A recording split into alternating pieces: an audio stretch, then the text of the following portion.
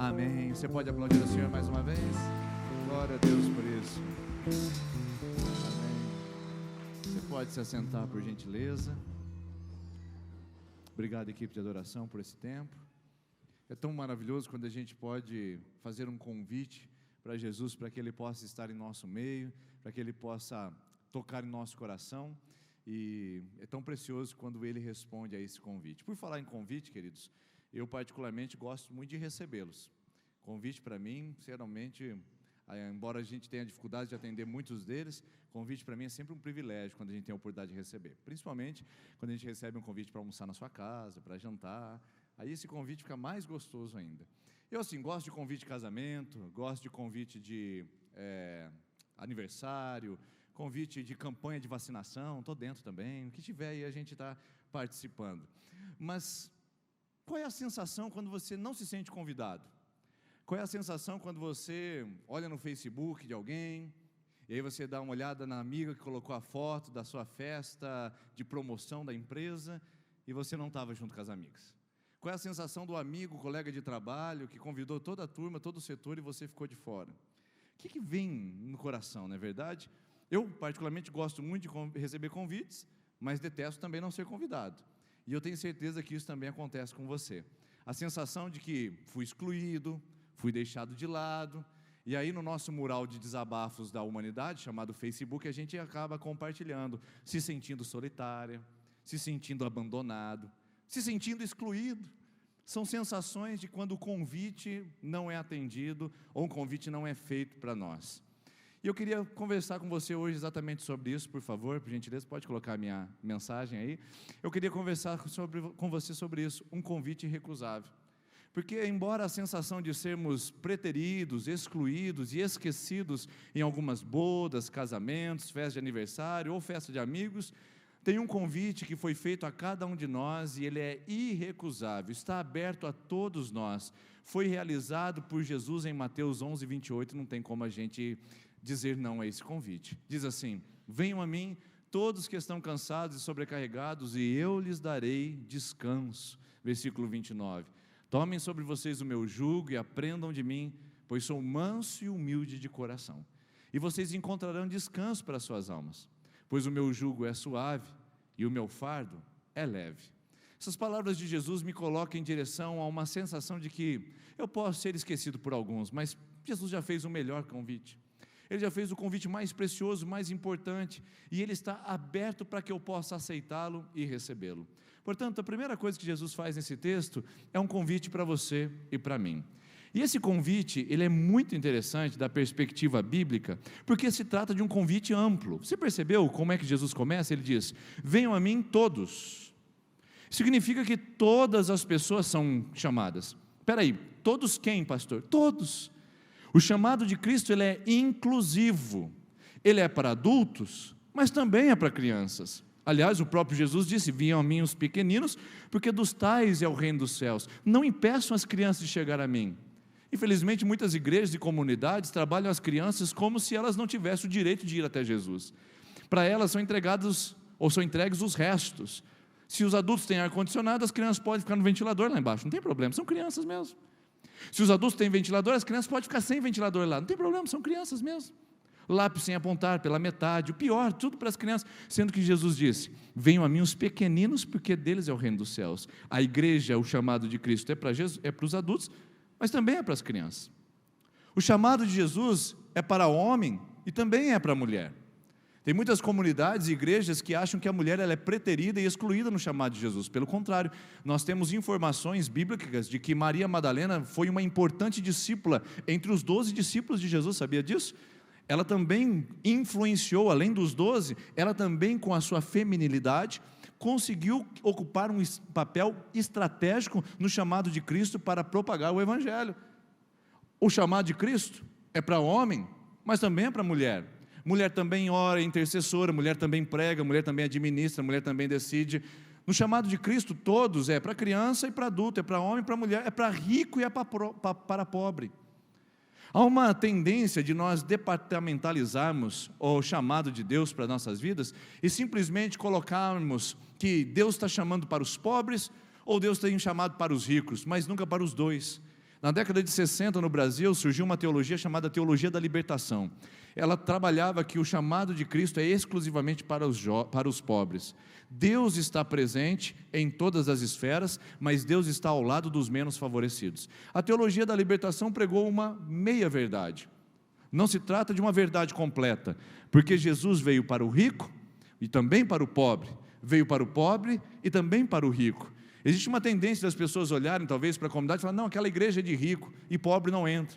Outros olham, aquela igreja é de pobre e rico não entra.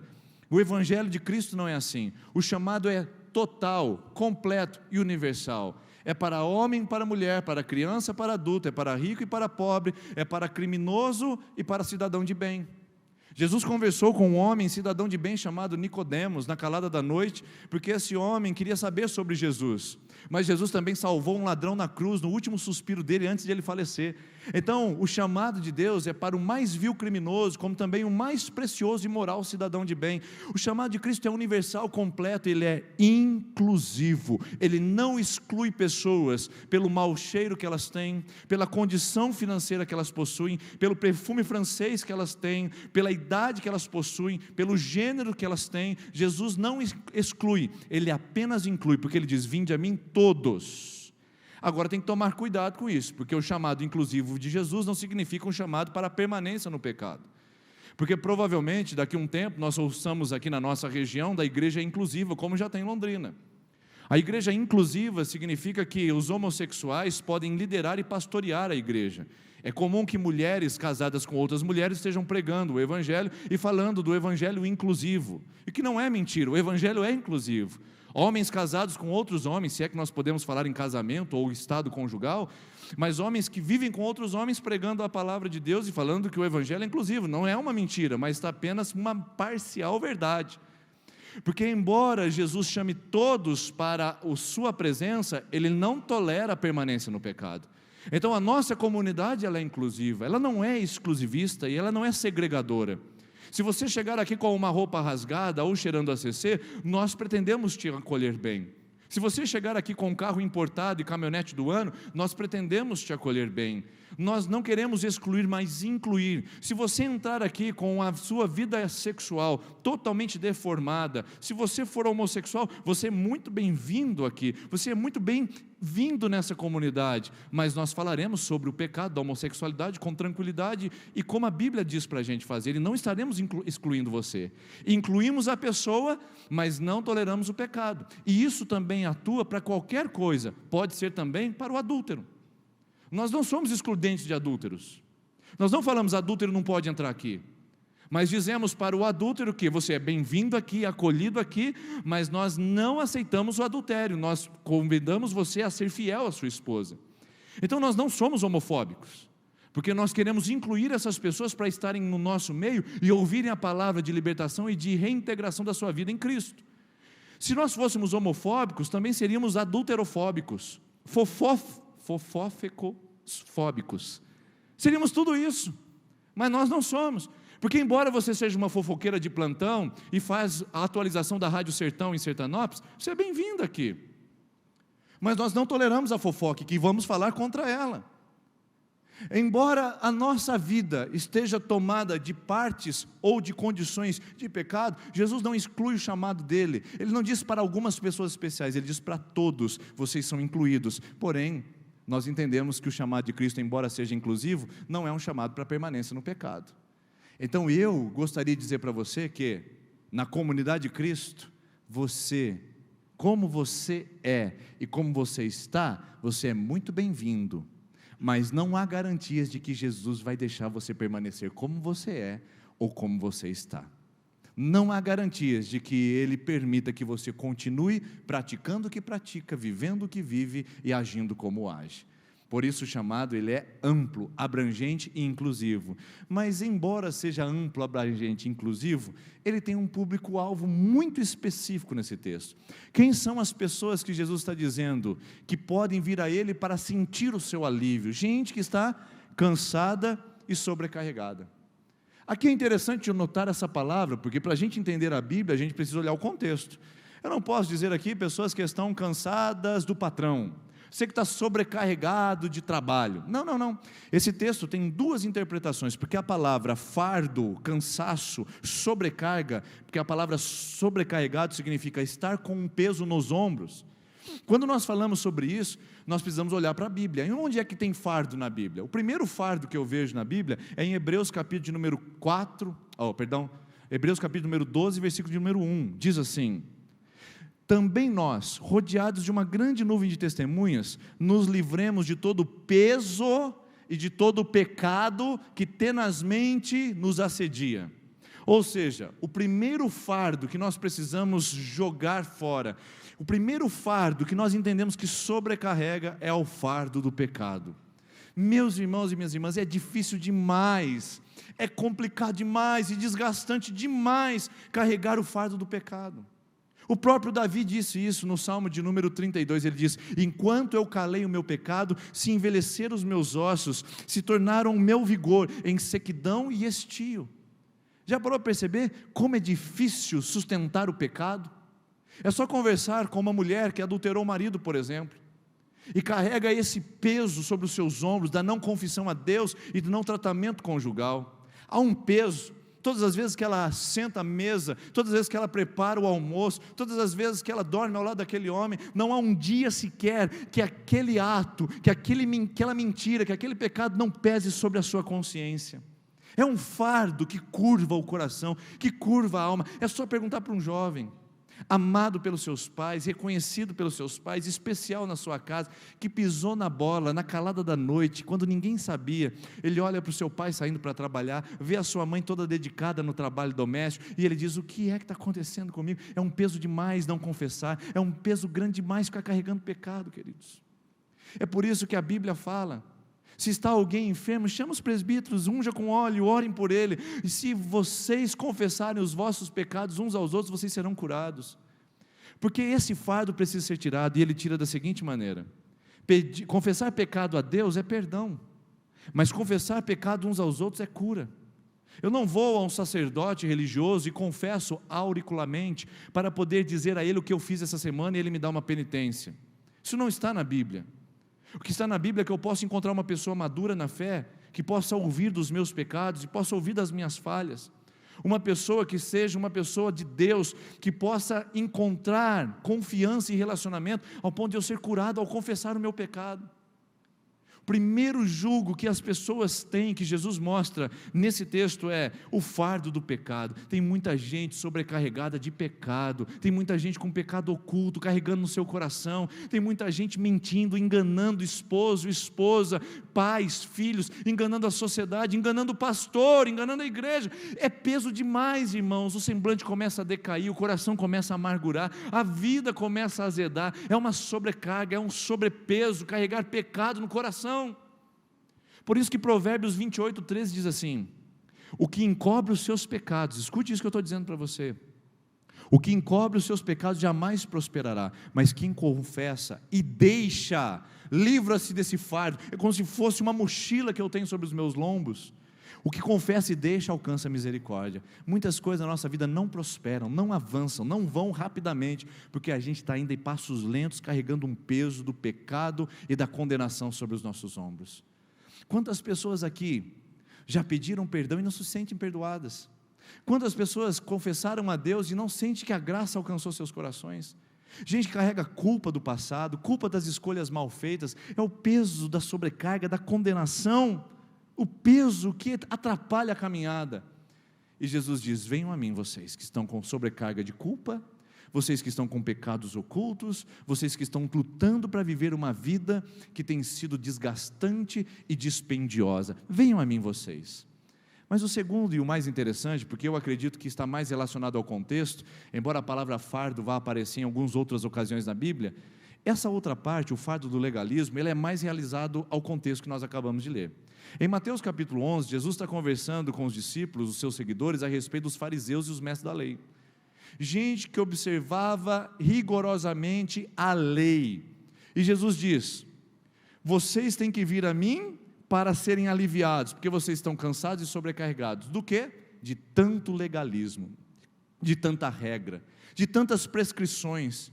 de tanto ritualismo, de tantas ordenanças, observação meticulosa, prescrições minuciosas, tudo tinha que ser observado. Um judeu tinha que contar os passos no sábado, se ele desse mais do que 25 a 30 passos no sábado, era considerado trabalho, e ele estava em pecado diante de Deus. Ele precisava fazer as suas ofertas, ele precisava fazer tudo sistematicamente, porque senão Deus não se agradaria dele. Isso era chamado de fardo, chamado de fardo rabínico, sabia disso?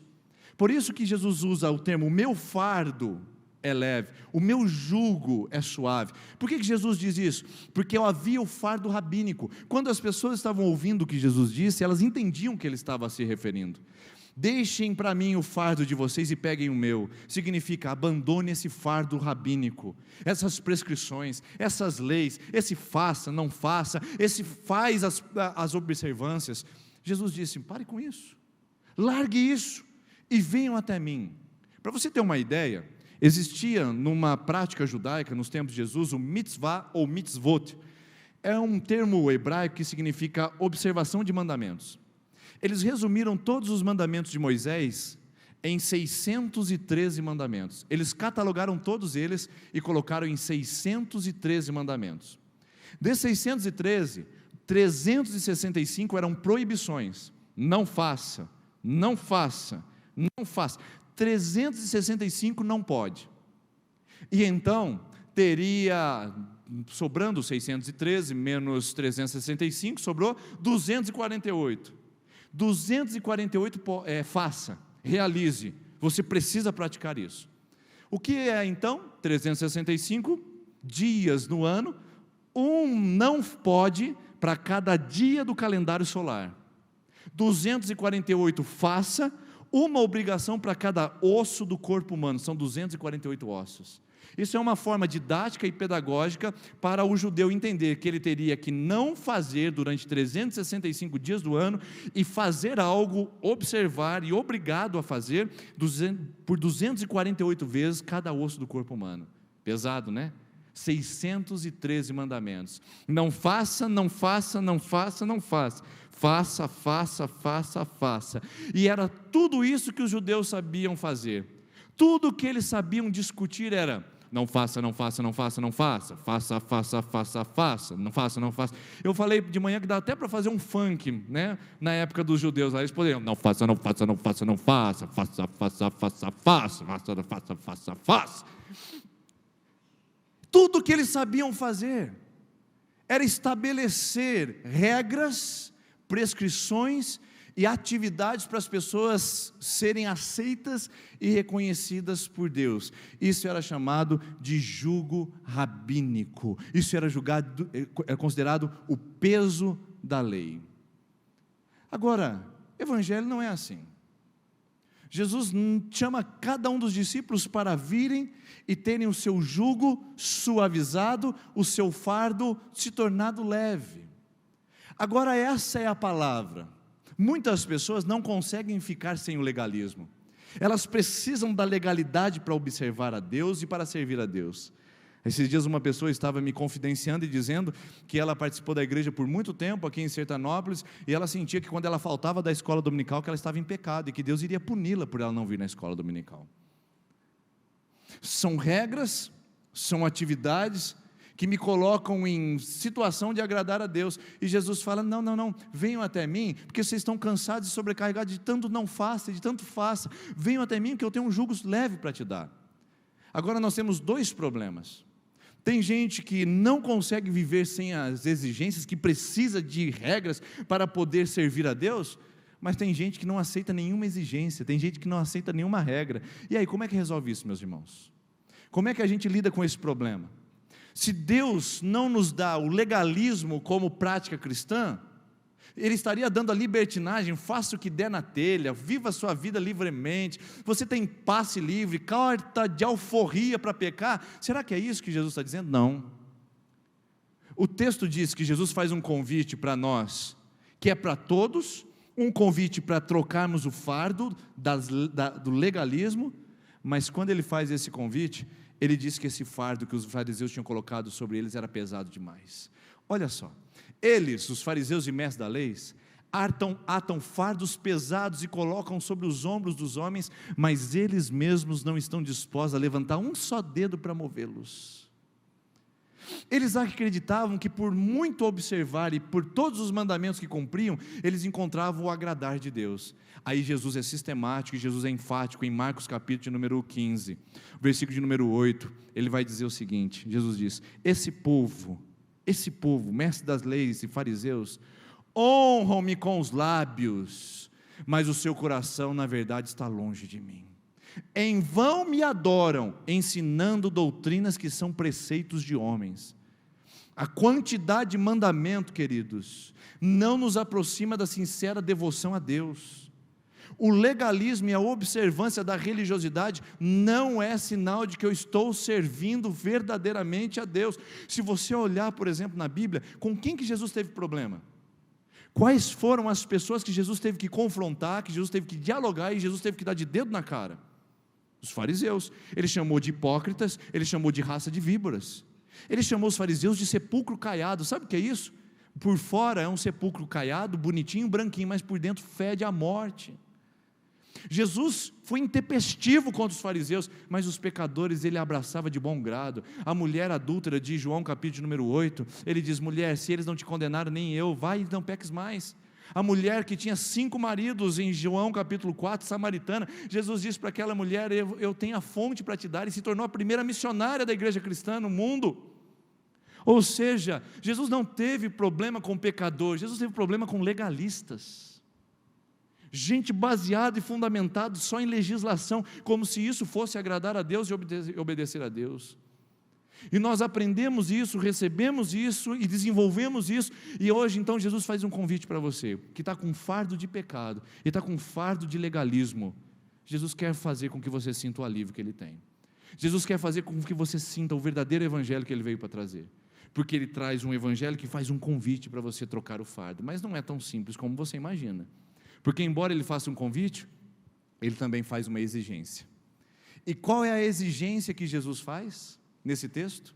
Veja lá comigo, versículo 29, tomem sobre vocês o meu jugo e aprendam de mim. Tomem sobre vocês o meu jugo e aprendam de mim.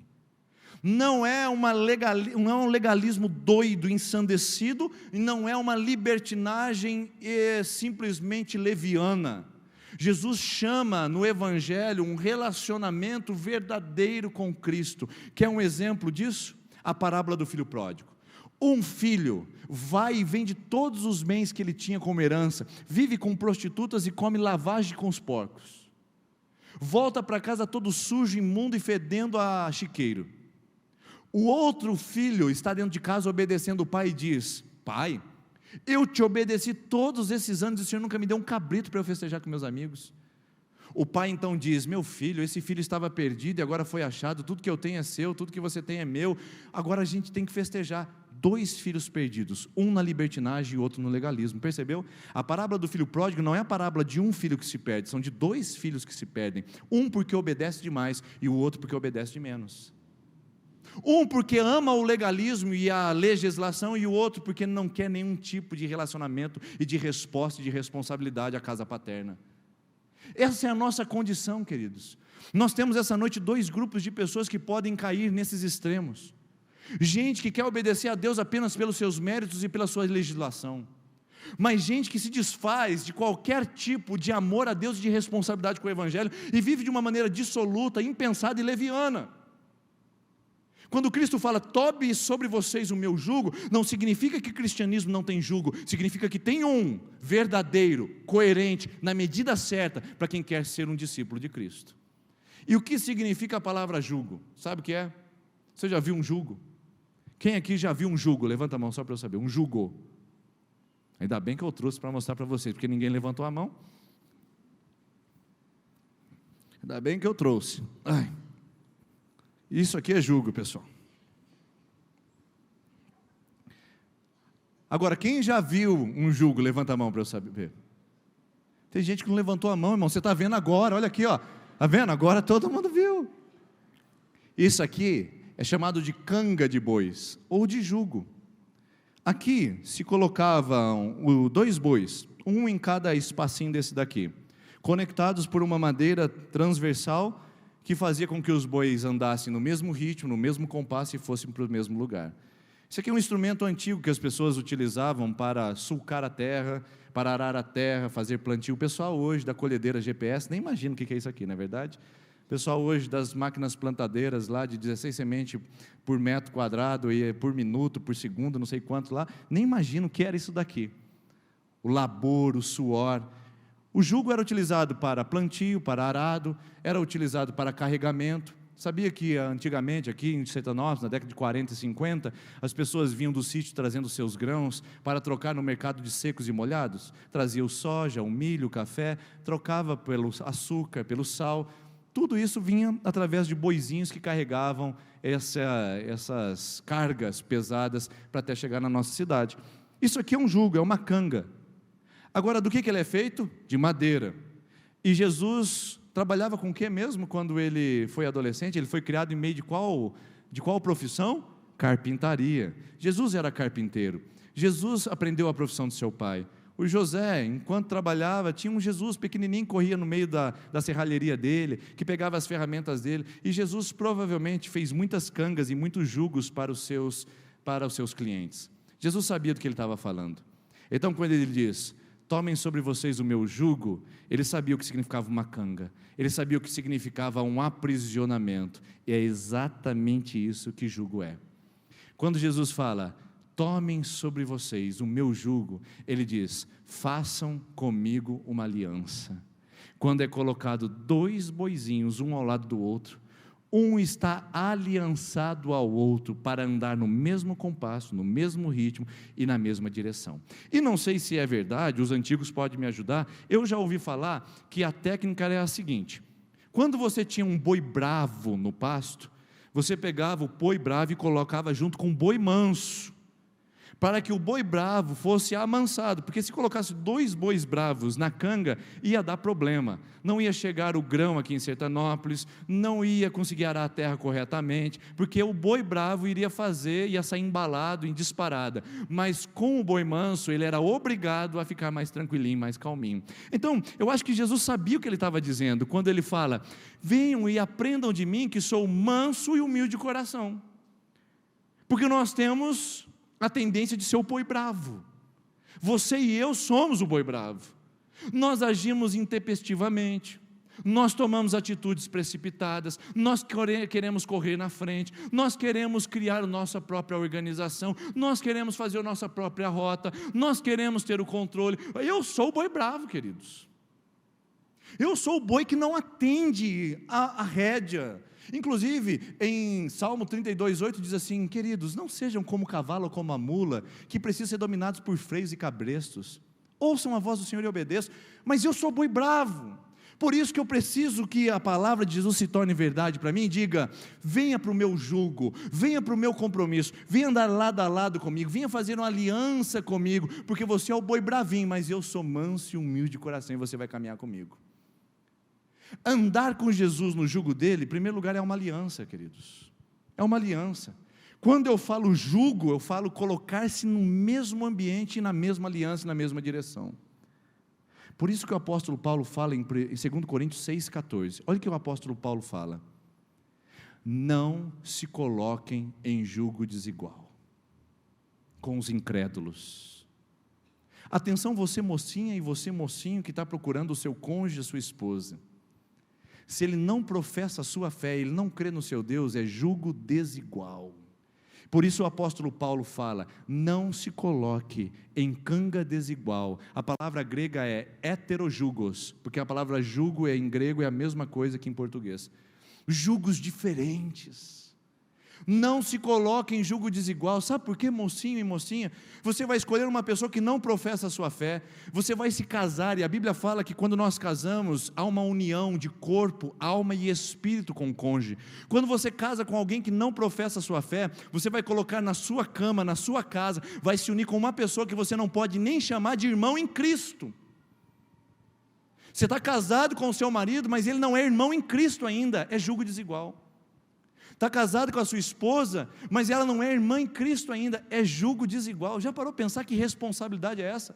Casar com uma pessoa, se aliançar com alguém que não tem a mesma fé e não professa o mesmo Deus que nós.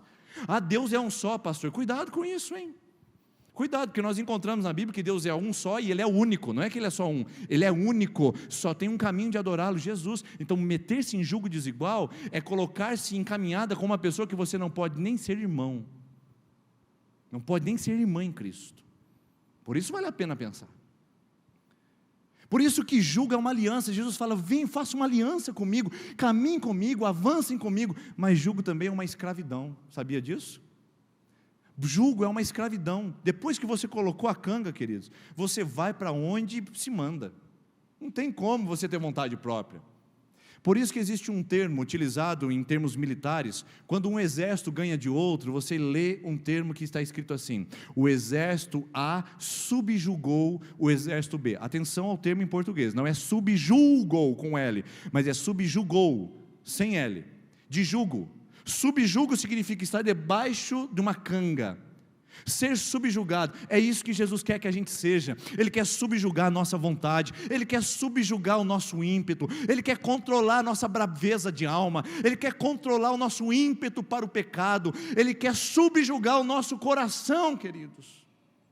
Subjugar é se tornar escravo de Deus, escravo de Cristo. E Paulo faz uma saudação em quase todas as cartas dele. Ele diz para cada uma das igrejas: eu, Paulo, doulos de Cristo. A palavra grega doulos significa escravo, não é servo.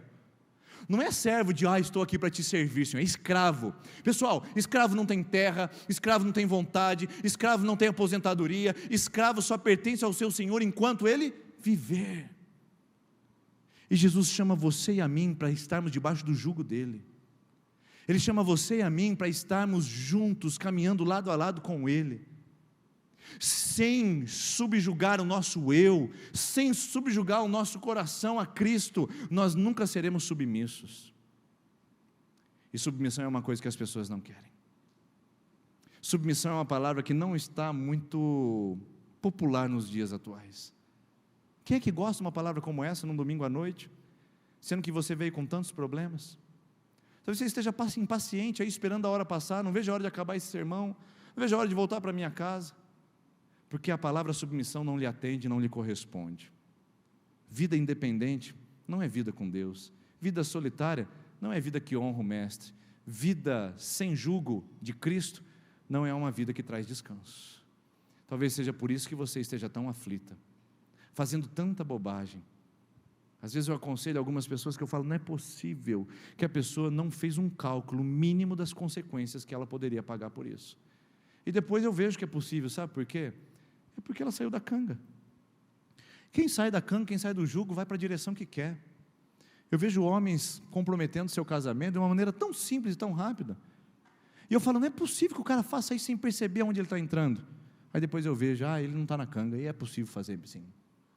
Moças e moços abençoados com um plano maravilhoso de Deus para suas vidas, que fazem absurdos e cometem abusos com a sua história. Eu falo, não é possível que o cara não entendeu ainda. Aí depois eu olho e digo, não é possível sim, ele saiu da canga, e quem sai da canga vai para qualquer lado. Por isso eu quero convidar você hoje a refletir. Quando Jesus fala, tome sobre vós o meu jugo, assumam a minha canga, Ele está convidando você para caminhar ao lado dele. Ele está caminhando você a uma responsabilidade, e a um compromisso, e a um relacionamento. Eu pergunto para você agora, se você está entendendo essa mensagem dessa noite. Para um judeu legalista do mitzvot, havia o jugo rabínico, e eu pergunto para você, de um lado está o homem que quer obedecer a Deus, e de outro lado na canga, quem vai estar mesmo? Quem estará? A lei fria, a lei abstrata, a lei impessoal. De um lado tem um homem que quer obedecer e agradar a Deus, do outro tem a lei para conduzi-lo. É o trilho para fazer esse homem ser decente, ser correto.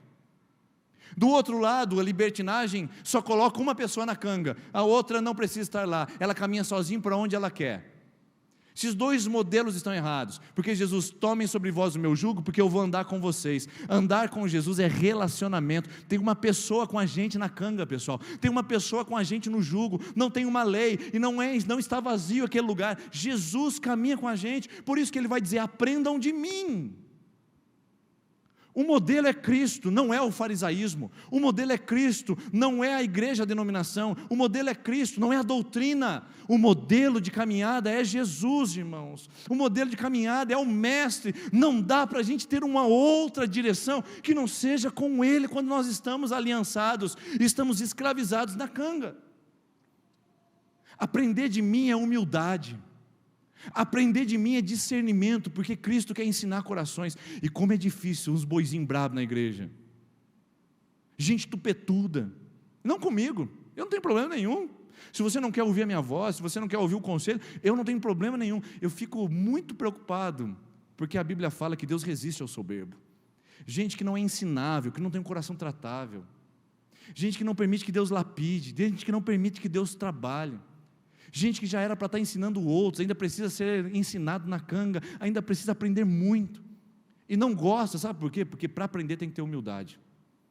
Para aprender tem que ter humildade. Você tem que sentar, ouvir aquela pessoa dizendo, mesmo que você sabe o que ela já está dizendo, você senta, ouve com humildade, e não é o que nós gostamos. Não gostamos nem de submissão e não gostamos de humildade. Por isso que Jesus fala: o modelo sou eu, aprendam de mim. Tem muita gente vivendo um cristianismo de miséria e de baixa intensidade, porque simplesmente aprendeu a seguir uma lei, uma regra e uma igreja. Então você está perguntando: pastor, o que eu tenho que fazer para ser membro da igreja? Esses dias um cara veio e falou para mim: pastor, o que eu preciso fazer para ser da igreja? Eu não precisa fazer nada, tem aí, né, o curso de novos membros. Mas eu preciso parar de beber? Eu falei: não, você precisa não. Eu preciso parar de fumar? Não, preciso também não. Pastor, eu preciso parar de, né, aquela baladinha, saio para a noite, no bailão, no forrozão, vou ali no espaço green, aquela gritaria, aquele negócio lá. Lá, senhor, eu preciso parar? Não, precisa não, está tranquilo. Você não precisa fazer nada para você ser a igreja. Aí a pessoa falou: então é tranquilo assim? Eu falei: é. Só que a hora que você vier para Jesus, pode ser que Ele peça tudo isso para você e ainda mais. Porque uma coisa é você fazer parte da estrutura física e institucional, outra coisa é você andar com Jesus. Tem muita gente confundindo isso. Tem muita gente que acha que para vir para a igreja precisa parar de fumar, de beber, de prostituir, de transar com o namorado. Mas quando você anda com Jesus, você vai perceber que parar de beber, de fumar, de se prostituir, transar com o namorado, é a exigência do jugo, não é a exigência da igreja, não é a exigência da instituição. E aí eu pergunto: você está disposto a andar nesse jugo? Está disposto a caminhar com Ele e aprender dEle? Porque na caminhada Ele vai ensinar. Ele vai ensinar que você não deve emprestar dinheiros a juros e nem fornecer dinheiros a juros. Na caminhada você vai aprender que você não deve desonrar os seus pais e ignorá-los quando eles mais precisarem de você. Não importa se ele tenha sido um bêbado ou tenha abusado de você, você precisa honrar pai e mãe. Na caminhada com Ele, você vai aprender que falar mal de uma pessoa do seu trabalho é pecado. Você vai aprender que maltratar sua esposa é pecado. Na caminhada, você vai aprender e você vai entender de que Ele vai ensinando o seu coração a ser mais parecido com Ele. Na caminhada, você vai aprender que dar a outra face não é apenas uma obediência. A dar a outra face é ser parecido com quem apanhou tanto naquela cruz do Calvário por nós. Na caminhada, queridos, você não precisa parar de fazer nada agora.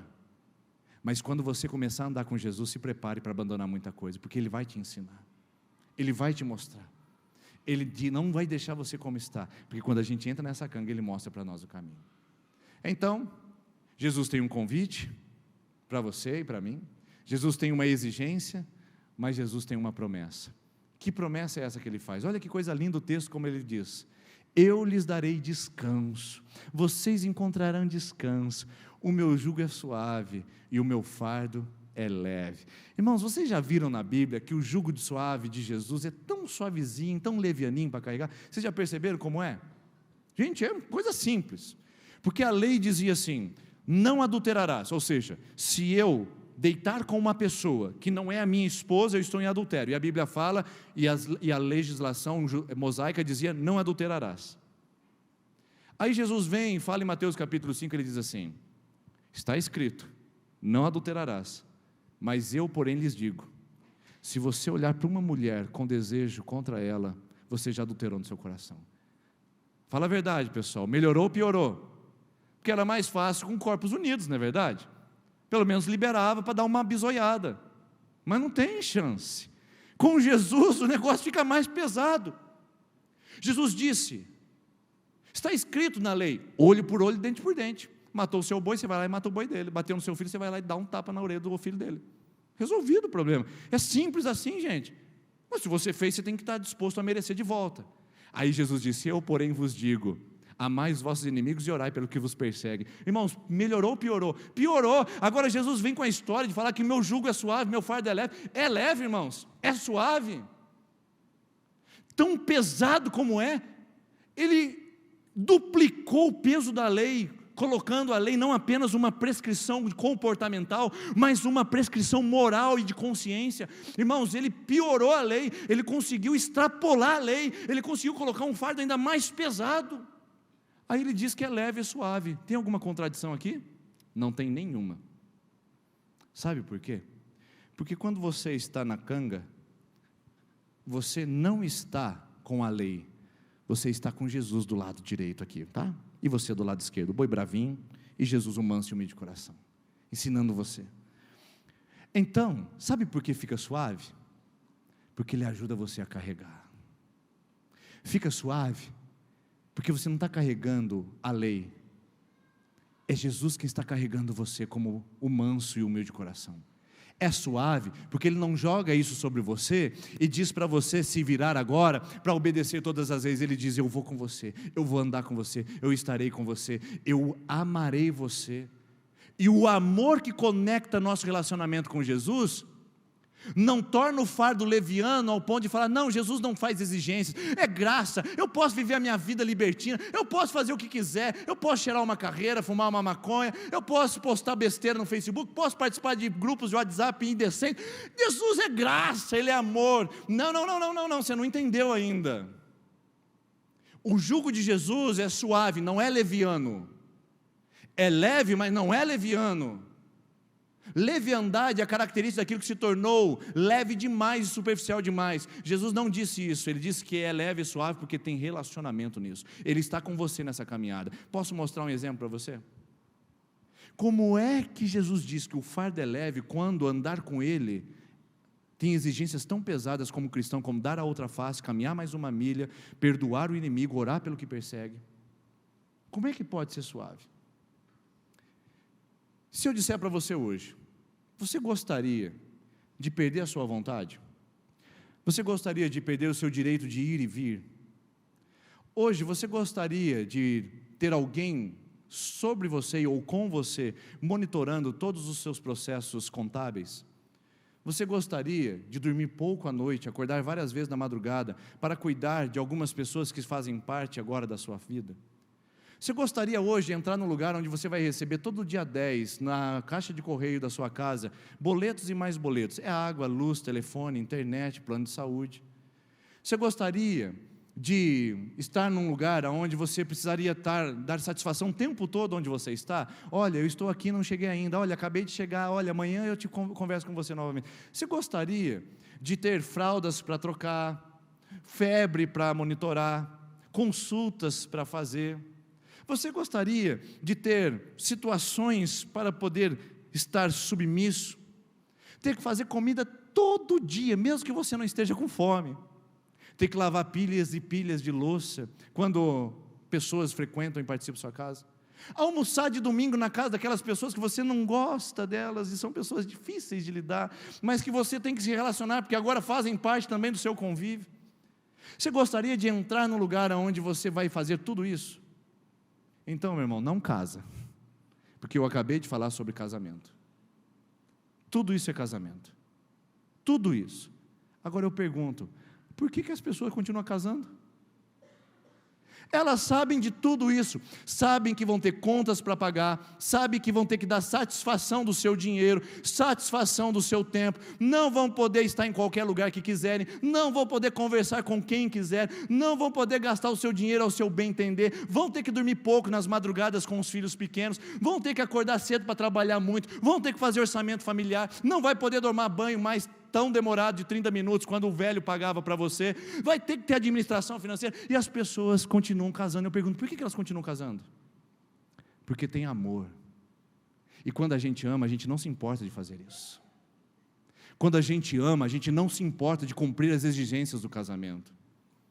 Quando a gente ama, eu não chego na minha casa e falo, meu Deus do céu, eu preciso pagar esse boleto, porque, meu Deus, aliás, afinal de contas, eu sou o marido, eu preciso tomar conta dos boletos familiares. Meu Deus, eu preciso trocar os filhos, levar na escola, afinal de contas, eu sou o marido, eu preciso cumprir com as minhas obrigações paternas. Eu não chego em casa e fico olhando e falo assim, meu Deus do céu, mais um quintal para varrer, mais uma grama para cortar, um carro para cuidar, isso aqui está pesado demais, Senhor. Sabe por que não é pesado? Porque eu amo. Eu amo estar com a minha esposa, eu amo estar com os meus filhos, eu amo chegar na minha casa. Lá na minha casa também chega boleto, sabia? Ou você acha que alguém paga para mim antes de chegar lá na minha caixinha do correio? Lá na minha casa também chega enfermidade, sabia? Lá na minha casa também a gente tem dificuldades de interpretação, de comunicação de algumas coisas. Lá na minha casa nós também temos obrigações matrimoniais para cumprir. Lá na minha casa nós também temos que lavar, passar, cozinhar. E por que eu faço com tanto carinho e não reclamo? Porque eu amo. Esse é o problema de muitas pessoas na igreja. Elas não amam a Jesus, elas só cumprem regras, e quando elas cumprem regras, elas querem se divorciar. Porque todos casam sabendo das obrigações que elas vão ter. Mas depois que elas querem se separar, elas usam as mesmas obrigações para se separar. Já perdeu para perceber? Todo mundo sabe que vai casar e vai pagar a conta. Aí chega o bendito no meu aconselhamento e fala para mim, ô pastor, eu quero separar. Porque a fulana gasta, que não tem controle. Novidade, irmão. Agora você quer separar porque ela gasta? Não, porque se você amasse, com certeza você andaria com ela e saberia como lidar com esse problema. Aí vai a bênção lá e vai falar para mim, eu quero separar do meu marido. Por quê? Porque é um tosco, é um ogro, é um grosseiro, o bicho é um chucro, eu não aguento mais ficar casado com aquele homem. Aí eu falo, novidade.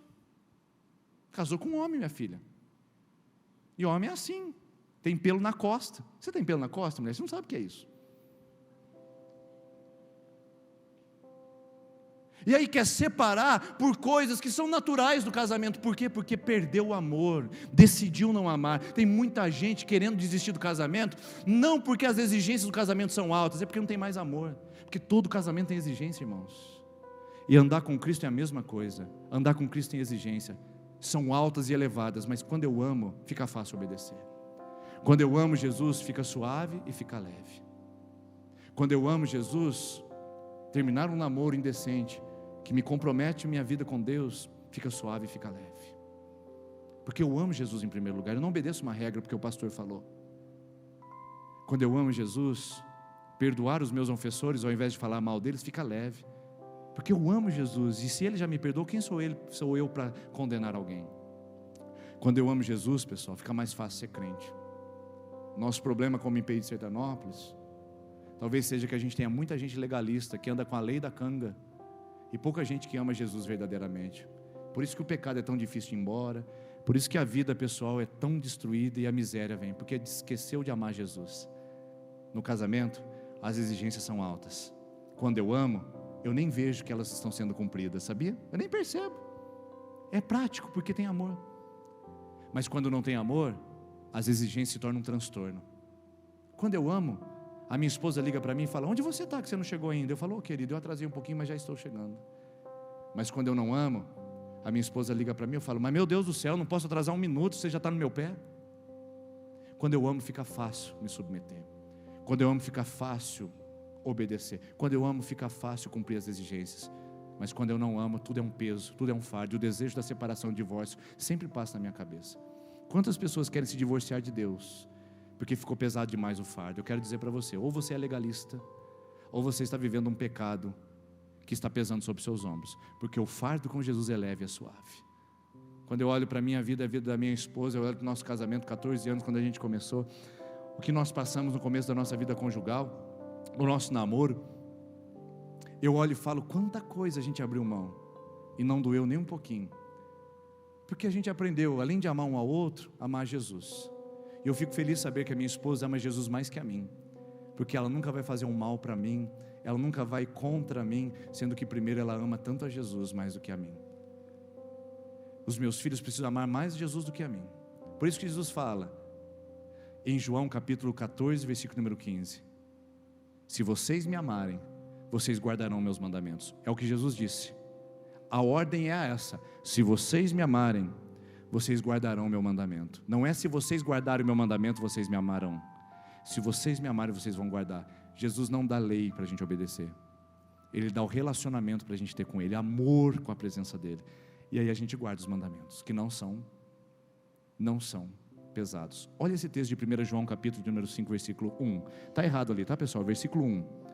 Pois nisso consiste o amor a Deus, obedecer aos seus mandamentos. E os seus mandamentos não são pesados. Pastor, o que eu preciso fazer para ser membro da igreja? Você precisa amar a Deus. Só ame a Deus. Ame a Jesus. E deixe que Ele peça para você, na canga que você vai carregar, deixa que Ele peça para você o que você precisa abandonar e deixar. Anda com Ele. Não espere eu dizer daqui de cima o que você tem que abandonar ou deixar de fazer. Anda com Jesus. E você vai perceber que os mandamentos dEle não são pesados, são leves, porque Ele me ajuda a carregar. Que essa noite, você meu jovem, você homem, mulher, você que está aqui ouvindo essa palavra, possa saber que cristianismo nessa igreja nunca será pregado com legalismo. Nós não falamos um conjunto de regras para você obedecer e ser um cristão exemplar, porque pode ter gente que está agradando muito a lei, mas desagradando muito a Deus. Isso é possível segundo a Bíblia. E também nós não dizemos que você pode tudo e fazer o que der na telha. Nós dizemos que tem um jugo, e esse jugo é conectado pelo amor. Quem ama Jesus, o jugo é leve e suave. Quem não ama, é pesado e é desgastante de carregar. É por isso que Jesus disse aos discípulos, em Mateus 28, 20, nas suas últimas palavras, Ele disse, ide por todo mundo, pregai o evangelho a toda criatura, ensinando-os a guardar tudo o que eu tenho ordenado. Não é ensinando o mandamento, é ensinando a guardar. É ensinar de dentro para fora, queridos, não é de fora para dentro. Quando eu guardo no coração, Salmo 119, guardo a tua palavra no meu coração para não pecar contra ti. De dentro para fora é o jugo de Cristo, de fora para dentro é o jugo da lei. Eu pergunto para você, como crente nessa igreja há tantos anos, quem está na sua canga? Aliás, você carrega alguém na sua canga? Ou você está com um manso e humilde coração, ou você está com a lei, ou você não está com ninguém. Estar com a lei é perigoso, estar sem ninguém é desastroso, mas estar com Jesus é abençoado. Eu quero convidar vocês a se colocarem em pé enquanto a equipe de louvor vem aqui à frente. Queria pedir que você fechasse os seus olhos por gentileza. E eu queria que você essa noite, que chegou cansada e chegou cansado nesse lugar, olha aí meu irmão, olha aí minha irmã, o cansaço de carregar esse fardo do pecado, não é verdade? Está tão difícil ocultar isso, esconder isso dos seus pais. Está tão difícil ocultar e esconder isso do seu marido, da sua esposa. Está tão difícil carregar essa culpa que vem te atrofiando a alma. Está tão difícil carregar esse pecado, não está? Jesus faz um convite para você essa noite. Venha a mim. E você que andou por tantas religiões, já subiu escadaria de joelho, já fez oferendas em terreiros, já tentou agradar a Deus com as suas boas ações e servindo sopão. Você que já tentou de todas as maneiras ser legalista para tentar aliviar o peso e a consciência. E olha aí como é que você está hoje. A consciência e os ombros mais pesados do que nunca. Jesus faz um convite para você, legalista, para vir para Ele e aliviar o seu fardo. E aprender dEle. Ser humilde o suficiente para receber dEle a palavra. Que essa noite você possa se aliançar ao jugo de Jesus, se subjugar à missão de Jesus e receber o que Ele tem para você, porque o jugo de Cristo é suave e leve, e você vai encontrar essa noite nele descanso. Ah, que palavra boa, pastor, como eu estava querendo ouvir essa palavra. Hoje você vai dormir, meu amigo e minha amiga, você vai dormir essa noite com descanso. Se você entendeu a palavra, você dormirá com descanso, Confesse o seu pecado e deixe. Abandone a legislação, o legalismo e a legislação fria e religiosa. Ande com Jesus, ame a Jesus e sinta o descanso entrando no seu coração. Vamos cantar essa canção e perceba como esse Jesus é tão maravilhoso. No início eras a palavra, com Deus o Altíssimo,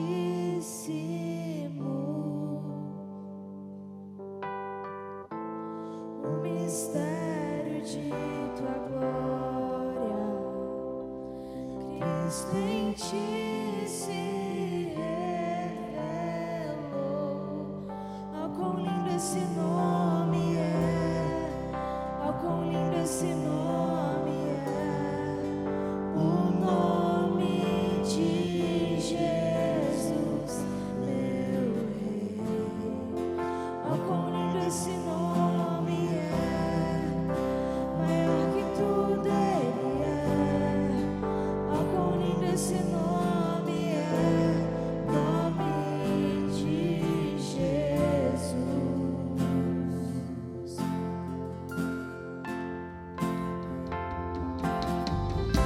Deixou o céu para buscar-nos, veio pra nos resgatar. Ele tomou sobre si todo o peso.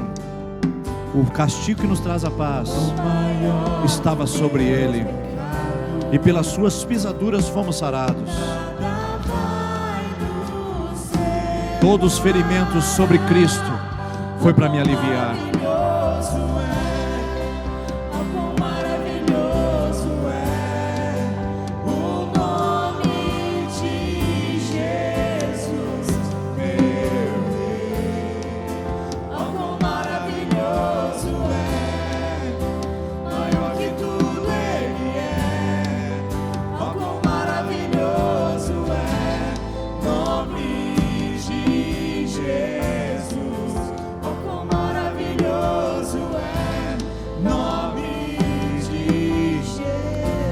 Senhor Jesus, eu quero orar nessa noite, para que ao sairmos daqui, saiamos aliançados com Cristo, subjugados por Ele, servos e servas consagradas nele.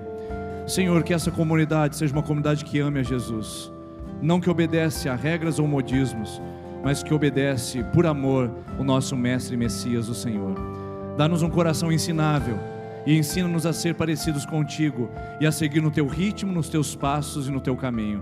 Seja em nós, ó Pai, aquele que vai nos encaminhar e vai caminhar conosco, e abençoe, Pai, o teu povo, para que possamos ser mais parecidos contigo em nosso comportamento, em nossa trajetória, em nossa vida, em nossos passos, seguindo os passos do nosso Mestre, em nome de Jesus.